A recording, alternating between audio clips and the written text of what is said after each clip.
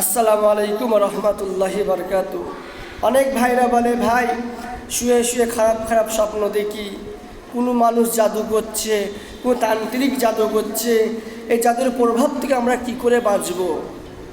আজকের যে নিয়মে যে দোয়াটা বলে দেবো, আমার দোয়া যেভাবে বলে দেবো সেইভাবে যদি পালন করতে পারে, ইনশাল্লাহ দুনিয়ার কোনো তান্ত্রিক, ওঝা, গুণিন, মোল্লা, মৌলবী কেউ নেই যা আপনার ক্ষতি করে।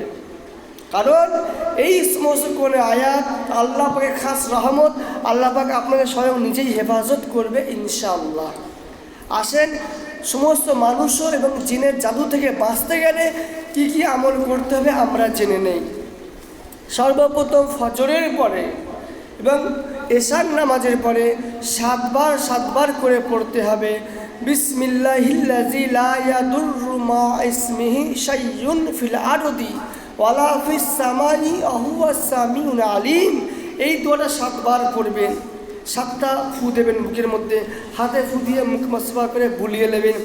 তারপরে যে সূরাটা আপনারা পড়বেন, 3 বার সূরা ফালাক আর 3 বার সূরা নাস পড়বেন। পরে আবার বুকে ফু দিয়ে হাতে ফু দিয়ে বুলিয়ে নেবেন। তারপরে আল্লাহ পাকের যে 5খানা নাম বলবো, এই 5টার নাম আপনারা পড়বেন। কবার? মাত্র 11 বার। ইয়া আল্লাহু, ইয়া রহমানু, ইয়া রহিমু, ইয়া হাইয়ু, ইয়া কাইয়ুম। এই নামটা আপনারা পড়বেন। পড়ার পরে 3 বার দুরূদ শরীফ পড়বেন। পরে বুকে 3টে ফু, হাতে ফু দিয়ে মাসা করে